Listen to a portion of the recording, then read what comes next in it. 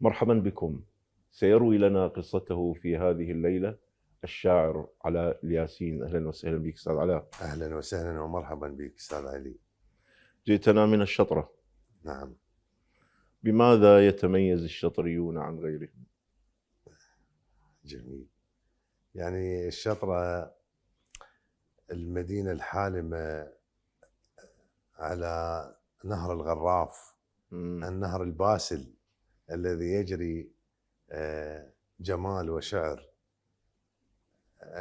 المدينة يعني رغم أنه هي بقلب الجنوب يفترض أن تكون ذات طابع عشائري أكثر يعني، لكن هي من البدايات هي مدينة مدنية تهتم بالأدب وبالقضايا الخارجية بصورة عامة يعني. يعني تصور مدينة صغيرة في محافظة في قلب الجنوب بالسبعين وبالستين بها 3 فرق مسرحية. ف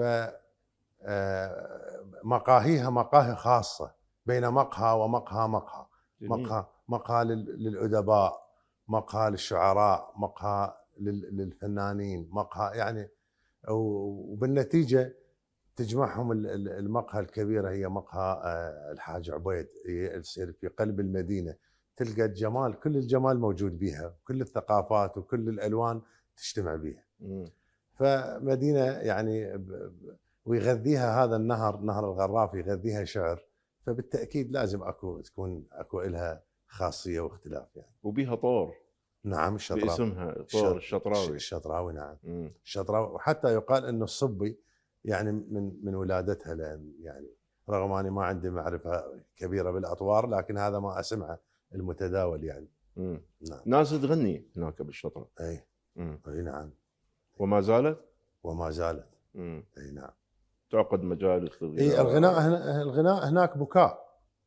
اي ليس غناء البطران المسترخي. لا بكاء السعيد. بكاء بكل تفاصيله، لان يعني حتى اكو طور اللي يمتاز به اهل سوق الشيوخ، من المطرب يغني يونون وراه، هو يغني بدون آلات موسيقية، لكن بالخاتمة يونون طبعا. وايضا اكو بالشطرة كذلك. فهذا اكيد ما يندرج بخانة البطران وخانة الانسان اللي يعني عنده ترف فني. هذا بكاء.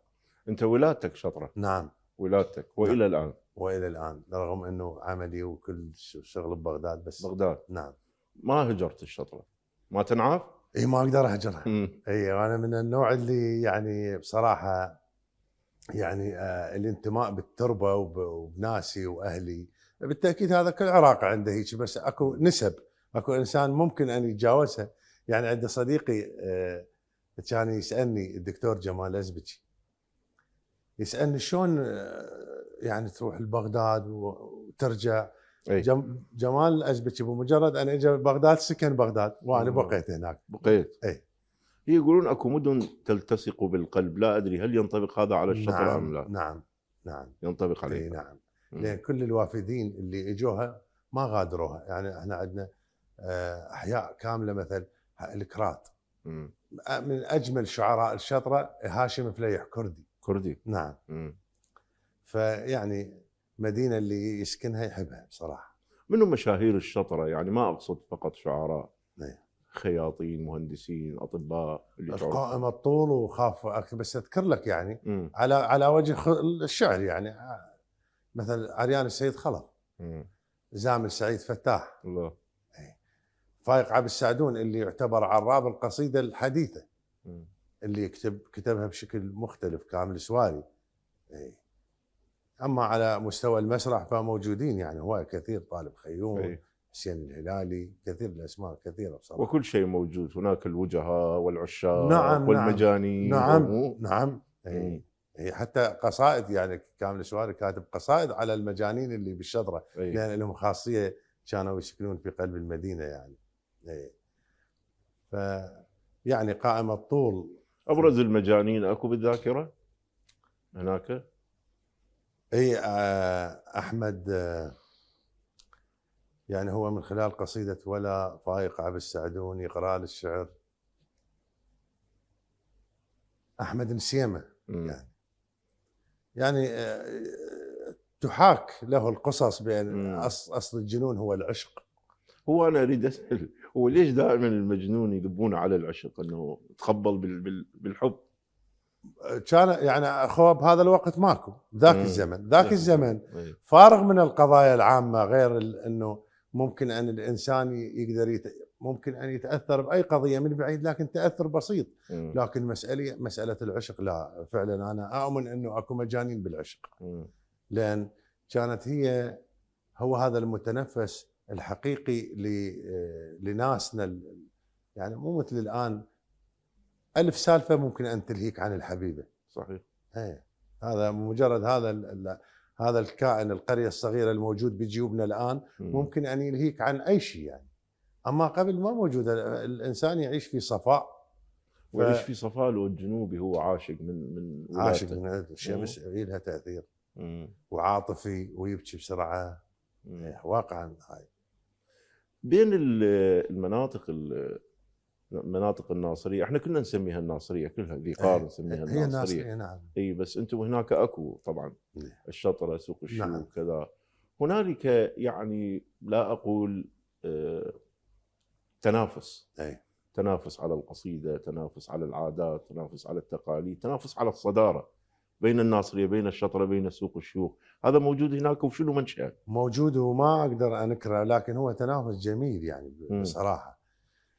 يعني تعرف انه دائما المدن الكبيره يعني هي تتمنى او يعني تعتقد بان مكانها الاول هو الصداره، لكن من تجي ثقافات وافده من مدن صغيره تابعه لها، فبالتاكيد هذا يثير بالنفوس.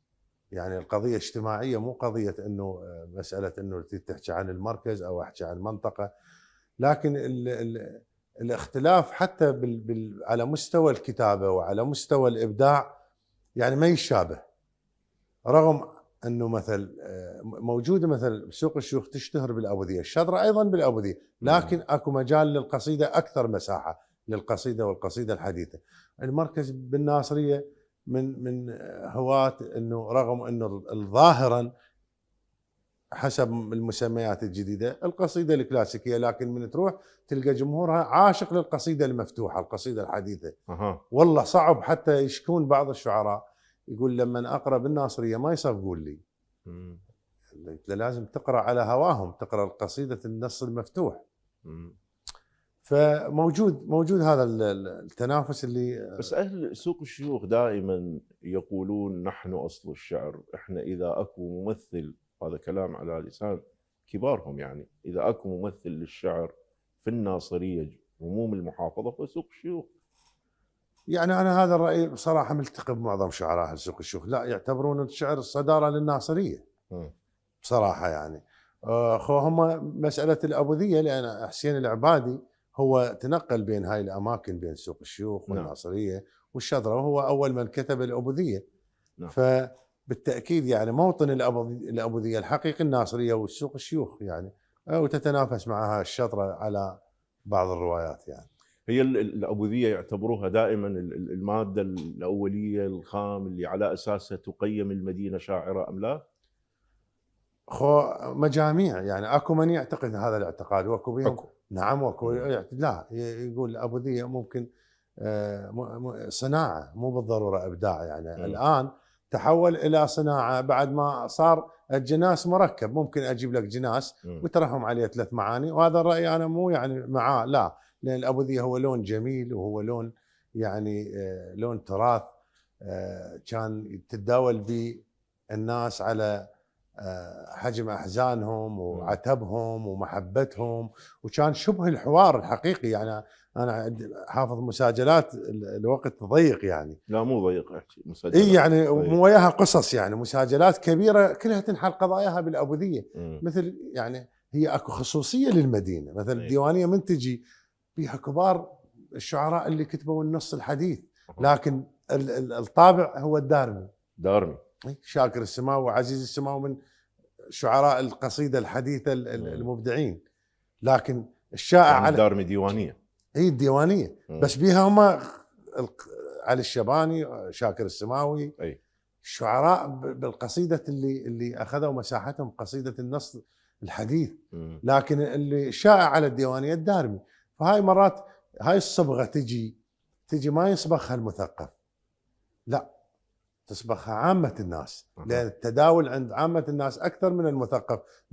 نرجسية المثقف ما يعبر معلومة إلا بثقافة بحجم ثقافته، بينما عامة الناس ممكن أن تتحدثها بالمقاهي، تتحدثها بالأسواق، فيكون الانتشار أكثر. الريادة بالأبوذية أنت الآن تصرح نعم في هذا البرنامج. أي. لمن؟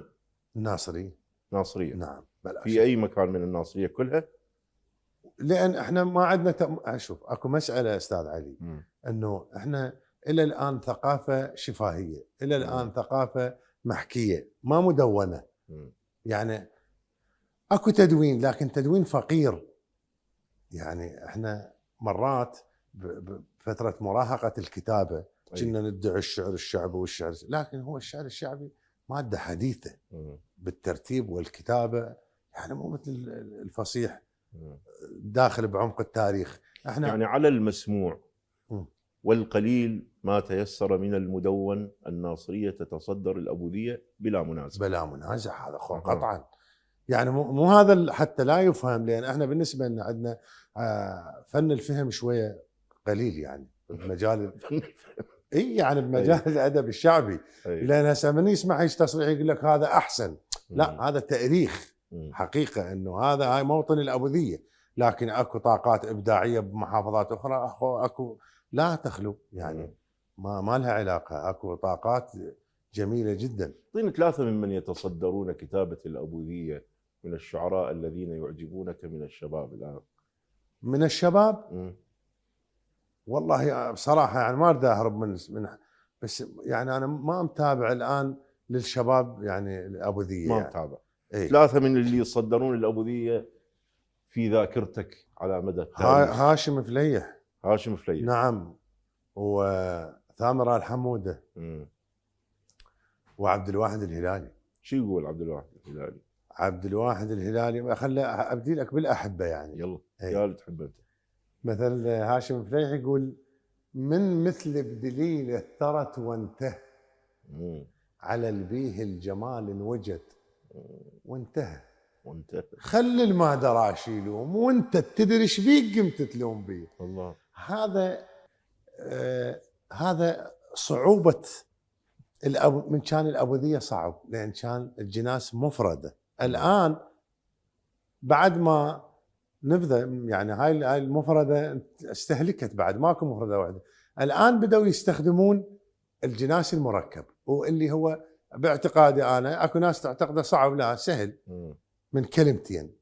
وهنا هسه بما انه انت قلت المدون قليل، وانت الان تتحدث بنقد وتاريخ. نعم. فاشرح لي يعني بالنسبه للابوذيه، كان الجناس مفرده الان مركب. عن اي زمن؟ عن اي حقبه؟ يعني من بدايه الابوذيه لحد فتره ال80 حتى نصف ال90 اجى الجناس وراها المركب. اجى المركب. اذن قلبه باسمك على يد من؟ لو ما الى رواه. ده ما الكل يكتب. الكل. اي ماكو رواه. اي اجى الجناس المركب، انطى مساحه للشاعر ان اولا يتخلص من عدم التكرار من الجناس القديم. صح. وبيصير جمله اكثر. هو الابوذيه الان صناعه اكثر من ما عفوي. قبل كان عفويته بها جماليه، الان بها تركيبه، يعني بها تركيبه. اي. بس هو الاهتمام هسه حاليا، اذا تذكر بالثمانينات كان الدارمي يتقدم على الابوذيه بالاهتمام او يتنافسان سويا. فجاه اختفى الدارمي وتصدرت الابوذيه وبلا منازع. اجتياح صار. نعم. بالموبايلات، بالتيك توك، حتى البنات حافظات ابوذيات. نعم. زين، شنو الاسباب؟ الاسباب انه دائما اللي يشيع، يعني اكو، يعني من فتره الدارمي اكو فتره انحكت بها دارميات جميله. اي. دائما البضاعه، الاعلان هو اللي يصدرها. فمن يطلع بيت ابوذيه جميل يخليك تتابع باقي الابوذيات. فاكو فتره اللي رجع بيها بالتسعينات، طلعوا شباب يعني كتبوا الابوذيه بشكل جميل جدا. يعني فصار للمتذوق والمستمع ان يبحث عن باقي الابوذيه. هو هذا السبب، او ما بي سبب ترى فلسفي واجتماعي بعيد وما هذا. شعراء دارمي وين راحوا؟ هو بالحقيقه انه الان بدا هذا التصنيف. قبل شاعر يكتب القصيده، القصيده الابوذيه الدارمي هذا.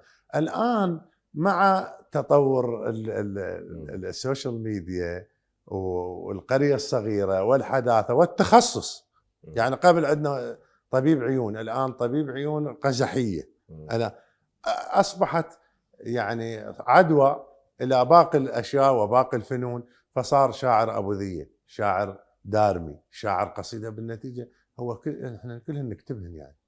إيه. انا اتذكر يعني على الشائع من وعيت انه لازم تكتبهن كلهن، واللي ما يكتب زهيري مو شاعر. سمعنا بها هذه في فتره ما. هو ما يكتب ابوذيه مو شاعر. بالمناسبه اسهل انواع الشعر الزهيري، لان هو يجي مرات بحديثنا هو النايل على الزهيري كوزن على وزن القصيده النايل. النايل مرات يجي بحديثنا بدون ان نشعر، جميل جدا، لون قريب الى الغناء والبكاء والنعي. يعني النعي مو لون الاكل، لون النعي، لا النعي هذا اللي احنا مولعين به بالحزن. طبعا احنا ناس بالعيد عندنا قلق، بس بمحرم نرتاح. اي نعم، بالعيد عندنا قلق. اي كاتبها انا، يعني كاتب. شلون كاتب؟ ديوان عمري كمل،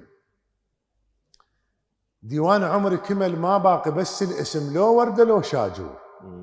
للقال باكر اجي مجبور اظل انتظر، بس انا ما مجبور، شقد مستحي من الشمس، كل اصدقاء الضوع للظلمه قالوا نور، الغيم جاب لا مطر يبسنا، قلت له العطش اشر على الناعور. بين الحرب والعشق كل الاحداث تدور، اول خبر وتستوجب المرحله، تستوجب المرحله، وطير المحبه اقتنع يسكن غصن مكسور. اول خبر بامل، الصحراء بيت العطش تستقبل الناعور، واخر خبر بحزن، الحرب خل تستمر بس دبر النقبور.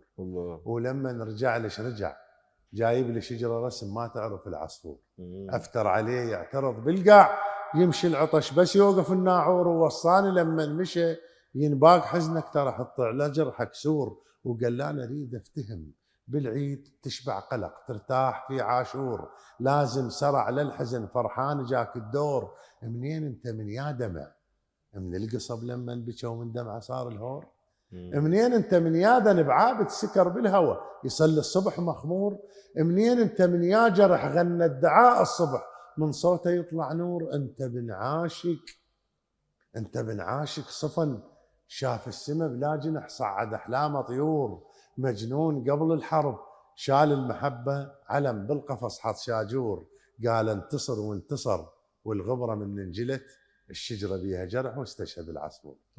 الله عليك، الله عليك استاذ علي. مشاهدينا بعد الفاصل في الجزء الثاني مع الشاعر الجميل الاستاذ علاء الياسي.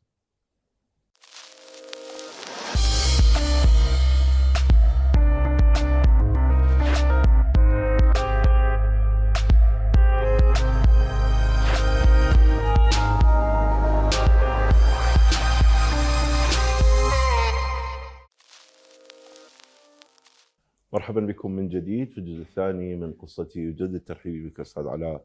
كل الهلا بك استاذ علي. اقطع نزاع القوم في قضية الحداثة في القصيدة الشعبية. من رائد الحداثة؟ من أسس القصيدة الشعرية الشعبية العراقية؟ والله سؤال هذا جميل. يعني هو الشائع والمعروف أنه الكبير مظفر النواب بلا شك، يعني هو صاحب الريادة مع مجموعة، حتى يعني اكو شعراء كانوا ينتمون الى الفصيح جربوا لكن ما نجحت التجارب، مثل اعتقد سعد يوسف واكو بعد اسمين، لكن مظفر كتبها بقصديه، وانا اعتقد قصديه يعني كانت يعني من ضمن ادامتها هي الايديولوجيه اللي كان انتماء النواب يعني. اي الايديولوجيه ساهمت بموضوع التغيير الشكل، الانتشار. نعم. اي لان اولا مظفر النواب من اجى اولا كان ذكي، مو مثل اللي ينظرون عنه. ليش كان ذكي؟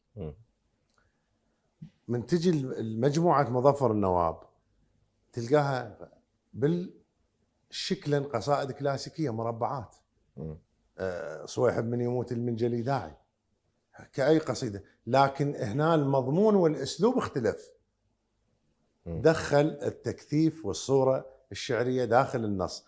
كان الشعر نعم الصورة بسيطة لكن يستمتعون بالسرد. يعني كانت القصيدة مباشرة طبعا. لكن مو كل المستويات. يعني من تجي لعبد الأمير الفتلاوي لا، تلقى يعني فد لغة غريبة إلى الآن ما أعتقد أكو شاعر يمكن يتجرأ أو يكتب مثلها.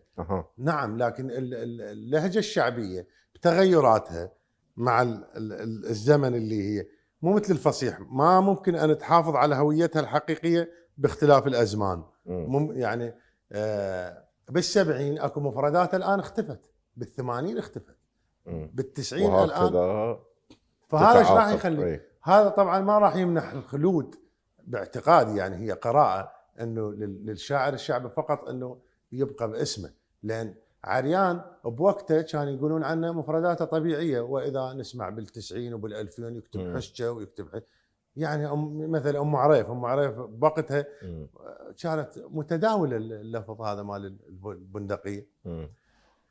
فاللهجة هاي الناس تشلبت بها مال ام عريف، مع العلم عريان عنده الغريب والغامض. نعم كثير يعني عنده جمالية باللغة اللي هو يعني من لسانه يعني كان هو مغرم بمستوى السرد واللغة بعبد الأمير الفتلاوي. يا بحر الندل بالموج يخذل يا صل من صل، هذا حتى الارتجاج الموسيقي عنده.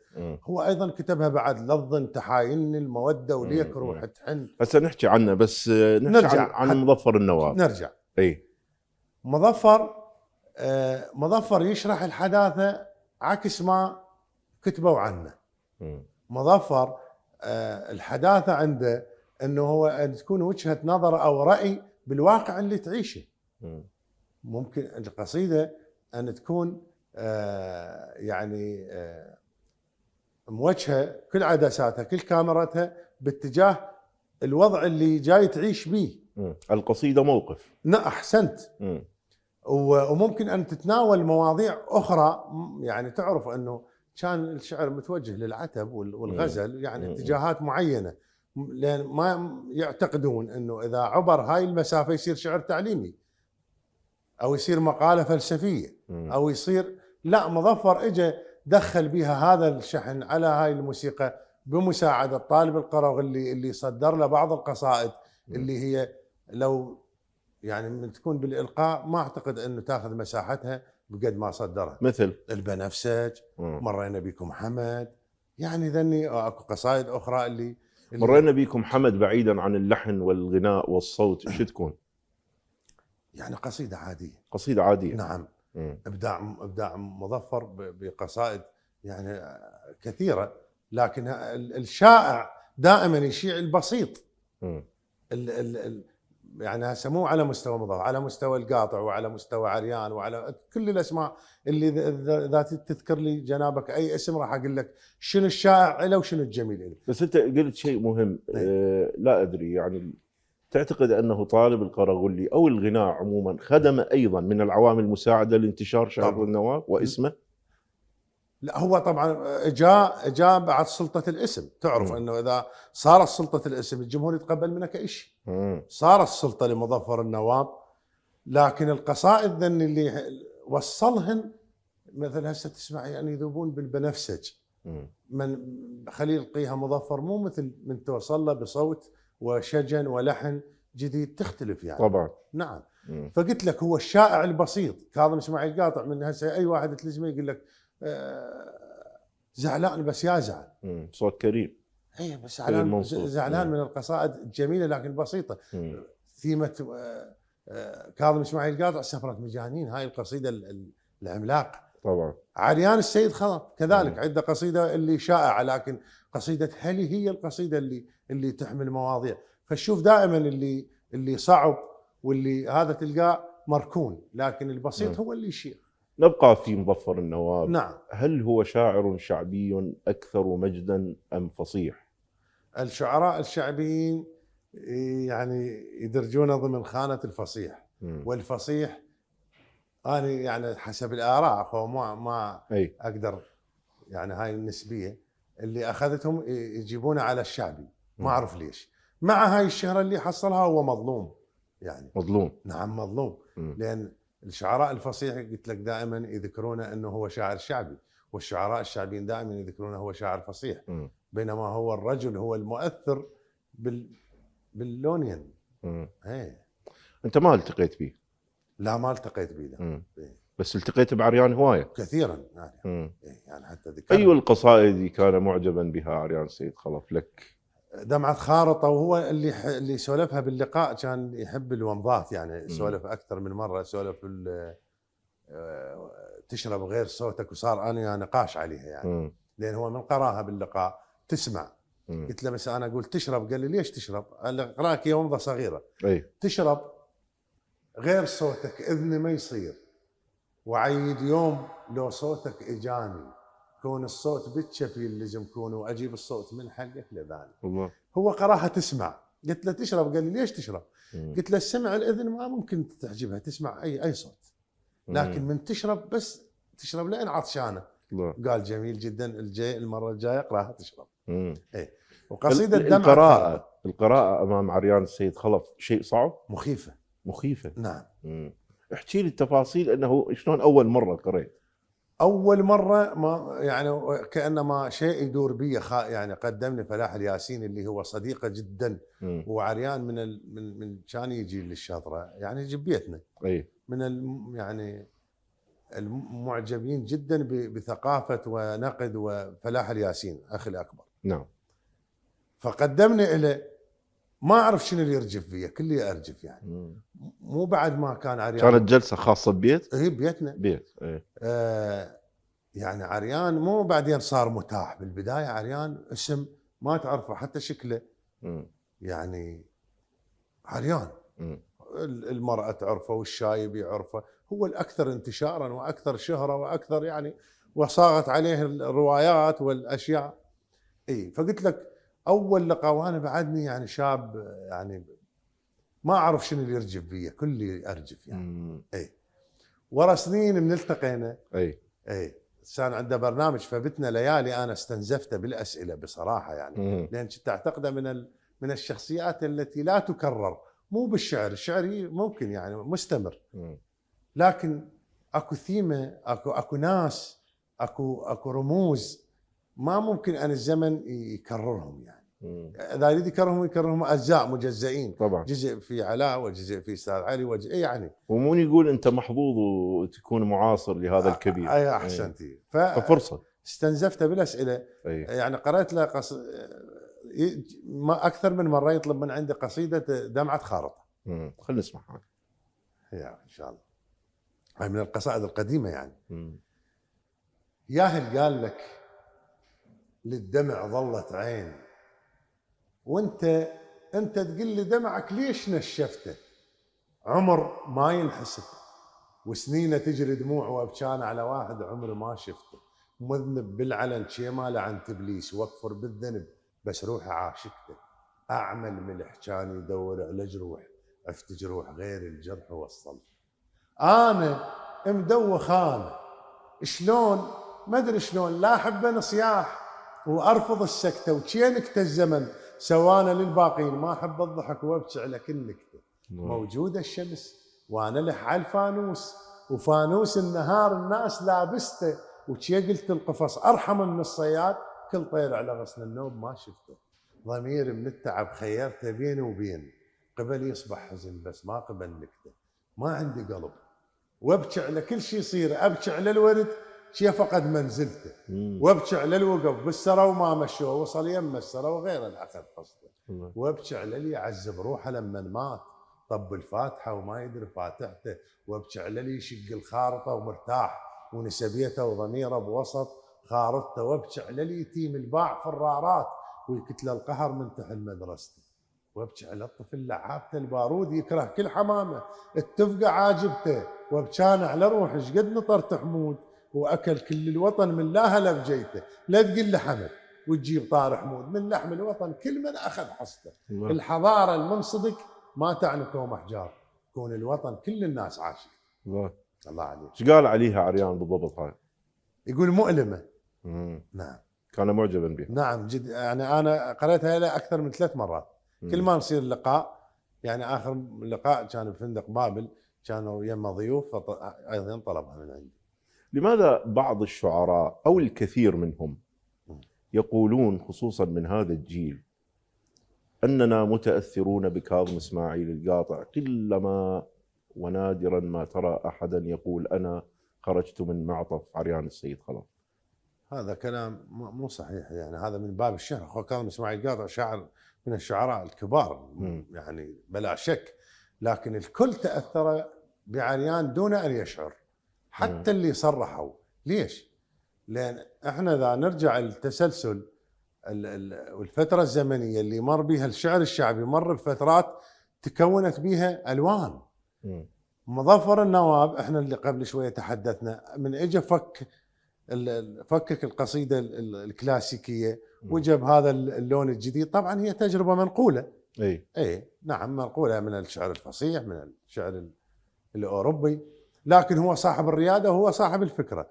فمن اجى فكك صارت عندنا فراغ، يعني مو مثل تسلسل الفصيح القصيده العموديه، تفعيله قصيده النثر، اكو تسلسل حقيقي يعني طبعا واضح. احنا لا، من الكلاسيكي الى الحداثه ما مرينا بمرحله القصيده العموديه.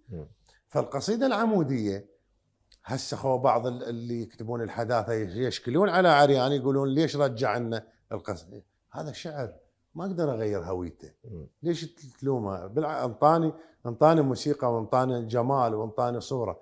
فعريان كتب القصيده العموديه اللي كل الشعراء كتبوها كلهم. بس مشاهير الشعر الشعبي حاملي لواء الشعر الشعبي لا يذكرون عريان، هم ما يقولون خرجنا من عباءة القاطع. قضاء سمير صبيح، ناظم الحاشي. لا جيد غيرك جيد. خلينا نناقش الحال. سمير معظم قصائد عموديه. هو بمن تاثر بالقاطع؟ بشنو؟ الصوره قديمه، الصوره الشعريه قديمه، تاثروا بالشكل واللون اللي يكتب. فالقصيده العموديه كتبها عريان السيد خلف، اللي ناظم 3/4 شعر عمودي، وسمير 3/4 شعر عمودي. عطا انا ما سامعه ان يقول اني من مدرسه ابدا، يعني ابو سعد عندي علاقه به الله يرحمه، علاقه خاصه والكل يعلم. ما كان ابدا ينتمي لمدرسه. انا ضد المدارس ايضا للون القاطع. هذه المقولات عندما تطلق وراءها شيء غير الشعر؟ نعم بلا شك، المناطقيه. واحنا بالشعر الشعبي بصراحه يعني هذا لن يجرؤ احد ان يتحدث به. شلون؟ اكو علاقات واكو، يعني هذا مو يعني يدل الى انه احنا مثل الرموز مثل القاطع وعريان لا، هاي رموز لازم تحترم وان تكون بمكانها الصحيح. انتجت للشعر فشيء كبير يعني، والنواب. اي لكن هاي مساله اجتماعيه يعني ولازم تنطرح. فتشوف الشاعر، معظم الشعراء الشعبيين اذا فلان قال عنه شاعر يعني يصير عنده عظيم، اذا غيره ما انتبه له يكون مو. وهذا مو موضوعيه اطلاقا ابدا يعني. بس كانك تهرب من الموضوع. ما اهرب، انا اجاوبك على اي يعني اكثر صراحه من هذا الجواب. شو تريد يعني بعد؟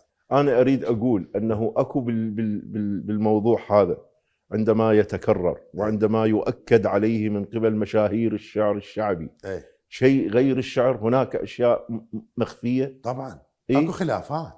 الخلافات احنا مو موضوعيين. احنا يعني اكو فعل وردات الفعل، ومعظم الشعراء الشعبيين ردات الفعل عندهم كبيره بصراحه يعني. اين ابناء عريان السيد خلف شعريا؟ لماذا لا يتحدثون؟ انا امامك احد ابناء. والقاطع ايضا مو يعني ما اريد احدد انه بس عريان انطى للشعر الشعبي فشيء مختلف. اروي لك حادثه هسه راح اخسر حتى اصدقائي من الفصيح، يرويها لي احد الشعراء الفصيح بالمربد. قرأوا كل الشعراء. يقول طبعا احنا ننظر على الشعر الشعبي، ويعني ننظر نظرة فوقية ننظر. فعريان الشاعر الشعبي الوحيد اللي يحضر للمربد، تجي دعوة الوحيد. يقول من يقرون الشعراء الفصيح احنا برا نسولف شي لقاءات، شي نسولف شي، وشوف انا حتى ذا شفته بالتلفزيون اكو داخل القاعة ويقرون بالجريدة والشاعر يقرأ. يقول من قرأ عريان صرنا ازدحام على الباب احنا والكاميرات. عريان له حضور مختلف بالشعر الشعبي، انطل الشعر الشعبي يعني صبغه مختلفه، انطاقه مقبوليه عند الكل. يعني الهجوم على عريان في فتره ما وانت تتذكرها اتذكرها بالتاكيد كان لشيء ولدوافع شخصيه؟ نعم والله نعم كلها. من اشعر القاطع ام عريان؟ وإن كان السؤال صعبا جدا. لا والله مو صعب جدا، لكن اكو ذا قيس اكو قصائد يعني بالقصائد كل من القصيدة الأجمل. لأن مثل مرات على مستوى النص المفتوح ما اكو قصيدة بكتابات القاطع مثل قصيدة هلي. وإذا من تجي على مستوى تبتعد عن السرد، على مستوى الصورة المشهدية، الصورة اللي نقلها القاطع من الادب الانجليزي او الادب الاوروبي بصوره عامه، تلقى سفره مجانين قصيده هائله. يعني رغم بساطه اللغه اللي يعتمدها القاطع، لكن حجم الصوره حجم كبير. بمعنى نخلص الى نتيجه مفادها ماذا؟ مفادها اكو الوان هذا يبدع بها، وهذا اللغه ما ممكن ان القاطع يكتب لغه عريان اطلاقا. لغه فخمه وضخمه يعني. كاظم غيلان الناقد جلس في مكانك هنا قال كاظم اسماعيل القاطع صوت المدينة وقصيدة المدينة، وعريان السيد خلف صوت الريف وقصيدة الريف. هذا توافق عليه؟ لا. نعم. لأن يعني عريان ما تشلب بالقضية، يعني ما منع نفسه من التطور. يعني بس المفردات من كان الاسهل والابسط مدن فوق للقاطع، مدن فوق وكرفالة الصعبات وزبقور الرواب العاليه الزبل وهاي اللغه، ومن هنا اصابيعك جقاير كنت من توم بزعل يطشر الباكيت كله. يعني كان يتكيف ويا البيئه اللي يعيشها. عريان اكثر حياته غموض من القاطع. القاطع مستقر في مدينه وانتهى الموضوع. عريان متنقل بين المدن، مطارد، يعني هاي تصبغه الالوانه يعني. خلينا نتوقف في فاصل ثم نكمل مشاهدينا، نكمل بعد فاصل قصير الجزء الثالث من قصتي.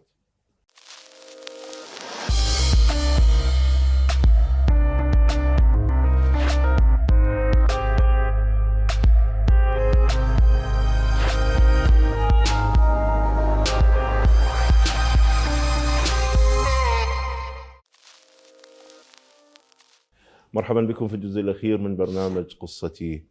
خليني أسمع منك شيء للحسين. جميل جدا. يعني أنا كتابتي بعيدة عن الرواية اللي يركبونها الشعراء. تقليدية. نعم. يعني ما أدعي الصعوبة أن نبتعد عن القصائد اللي لربما أحاول أقرأ لك من الشيء الجديد يعني.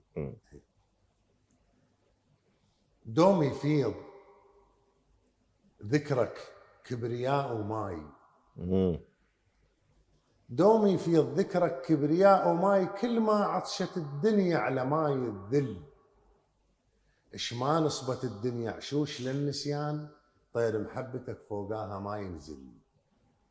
اللي ذكرك ينتشي ويصعد براسه الشوق، بذكر محبتك صبح ومسا يرتل. اللي ينزل حتى يرفع قيمة الإنسان، بافاق الخلود يروح يسترسل. اللي متيه محبتك ذوقه من يا نوع، يشوف السماء مغيمة يدور اعلى الظل. اللي متيه محبتك ذوقه من يا نوع، يشوف السماء مغيمة يدور اعلى الظل. اللي ما يثمر عمر ما حد يقول له شبيك، المنجل بالحصاد يروح للسنبل. اسمك سيدي تعب الجلادين، الله يعوجون البشر وافكارك تعدل. لو ما اسمك بكل حرب خسرانين، انتصرنا ورغم كان سلاحنا يفشل. اللي ما يثمر عمر ما حد يقول له شبيك، المنجل بالحصاد يروح للسنبل. كتبوا لك بقد حروفهن انصار، وتسمع بالرسايل خيلهم تصل. وقالوا لك هلا بقد أمة الخذلان، الشجر والحجر كله بجيتك يهلل. ومن صار الصدق شتفوا حتى الماي، وقالوا للنهر من يعطش تعزل. ودلوا بالخيم نيران من كل صوب، ودخانة حقدهم باقية تفتل. وقالوا لك استسلم والتريده يصير، قلت النحرك على سيوفهم عجل. خوف سيوفهم دور بالكاروك، خاف بمنهجك من يكبر يكمل. بمنظومة فكرهم يحكم الدينار، وحسب بمنظومة فكرهم يحكم الدينار، وحسب لون المواقف لونها تبدل. مقفولة المواقف تنفتح بالهاك، مقفولة المواقف تنفتح بالهاك. الكل الزين هسه البار حيخجل، إذا شلنا الوفا يصير النصر مضمون. وعباس الأساس اللي بالوفا يشكل، خلي نساومه ويتحقق المطلوب. وفوق ظهورهن لو وافق يحمل شي يحمل، محمل قلبه حب حسين. ولعن حتى الأمان الجاي بينا بذل.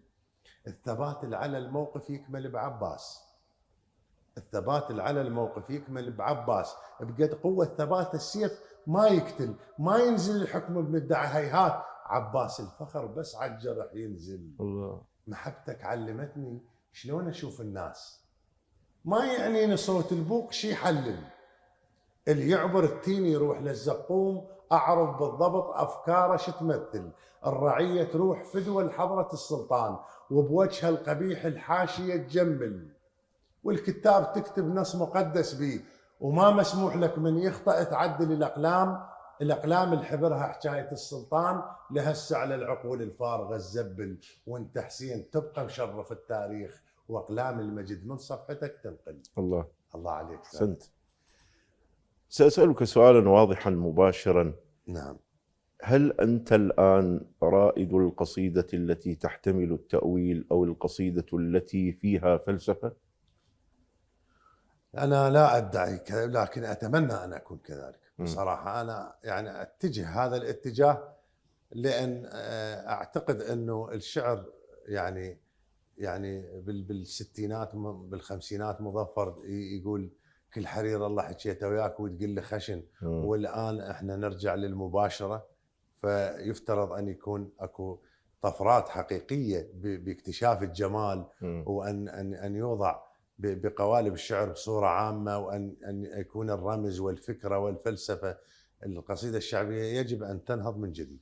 من ينافسك على كتابة هذا اللون من القصائد؟ والله هواية شعراء يعني، لكن لربما مثلا مو بقصدية، يعني هواية شعراء. بس أنت صاحب مشروع بهذا اللون. نعم. وأكو أصحاب الواحدة تجربة وتروح، قصيدة. نعم. وتروح. نعم. منو صاحب مشروع أيضا يكتب القصيدة العميقة؟ عماد المطاريحي. عماد المطاريحي. نعم. نوفل الصافي. تخاف منهم؟ تخشاهم بالتنافس؟ أنا ما بصراحة ما أخشاهم، أحب أقرأ شعرهم يعني. يعني آخر قصيدة لعماد استمتعت بها متعة يعني. قصيدة في رثاء عريان السيد خلف، يعني قصيدة جميلة بعيدة عن كموضوع. أكو بها أنا مؤمن بالقصيدة التي لا تحمل مضامين التأويل بلا شك تموت. الشعر السائد الشعبي الآن سطحي أم عميق؟ سطحي. سطحي. نعم. حتى مع هذه الصيحات التي تقول الله والذين يقفون ويصفقون. نعم، مع هذه الصيحات والسطحية أكثر، كلما زادت السطحية زادت الله. نعم. هؤلاء منهم المجانين تحت المنصات. أنا ما ألومهم بصراحة، لأن الشعر على مستويات. إذا نريد نحدد حتى نبتعد عن، يعني أنا أكره التطرف بكل شيء بصراحة. يعني حتى بالجمال أكره التطرف. يعني الشعر لو يعني يم القضية أنه مراتب. فهذا اللي يصيح الله على مستوى اللي يقرأ يحب هذا اللون، ومن حقه أبدا ما أسلب من عنده جمالية أنه اكتشافه لفت شيء جميل ويصيح الله. اكو ناس لا تحكي عليهم، لا هذا خطأ. بس احنا استاذ علاء يعني نراقب وعندنا سامعين المراحل جميعا ورواتها من مظفر الى، تشوف البيت لا يستحق كل هذه الصرخه طبعا. احيانا. نعم اكو اي ناس. وانت تقول يحبه. نعم هذا كانه مو طبيعيه الحاله بيها شيء. يعني انا لو اسالك سؤال يعني حقيقي، انه اي بالشارع العام بالسواد الاعظم الشائع الاكثر الثقافه او البساطه؟ بساطه طبعا. خلص. اذا البساطه هي اللي تملا القاعات، وهي اللي تملا كل مكان ان ينقرأ به الشعر. لربما مثل اللي تلقى على مستوى ذائقه عاليه حتى ما يحضر مهرجان اطلاقا. انت تدعى كثيرا الى المهرجانات؟ قبل، الان يعني ادعى مو كثيرا. شنو السبب؟ ليش ما يدعونك هوايه؟ لا مرات انا مو اوافق على كل مهرجان، لان مثلا اللي يقرا اللي وياه يقرا اتجاهه مختلف. انا لا انحسبت على جماعه الحداثه ولا على جماعه الكلاسيك. كل يشمرني على كل. يخوفك ذولا جماعه الله عندما تكون مدعو الى مهرجان ويصعدون قبلك وتنقلب القاعه بالتصفيق لله وانت وراه تصعد؟ لا لان اخر قصيده موجوده على صفحه طالبه الجمهور ان ما يقولون الله. نعم. انت طالبتهم ان ما يقولون الله. طلب غريب، ليش؟ حتى استرسل واكمل قصيدتي، لان انا ما اكتب القصيده على مود الجمهور يقول لي الله. انا عندي رساله بقصيدتي حتى توصل للناس. بعض الافكار لا ادعي انه امتلك اتجاه فلسفي معين وغريب، لكن هذا اللي يعني عصارة روحي خليتها بي. فما ممكن ان تنتهي بتصفيق بقاعه وتنتهي القصيده. يعني جريمه ان اعطيها من دمي وتنتهي القضيه بتصفيق بقاعه، هاي جريمه يعني. شنو كانت القصيده؟ القصيده اللي طلبت من عندهم قلق مشروع. قلق مشروع. كل الجاي مجهول،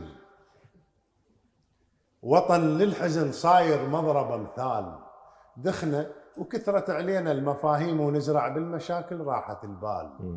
على التفاحة نشبعها كثر ضيم، لو كان السبب طيحة التمثال. وقت صار الحبل مو للمراجيح، واحنا بلا حساب نخلف اطفال. نزرع كل شماكو يخضر الجوع، ما عندنا عنب ونكوم سلال، قطيع نصير والتفكير ممنوع. اذا نحتاج راعي بكل الاحوال. صفقنا شكثر لاهل الخطابات، وشتمنا شكثر باصحاب الافعال.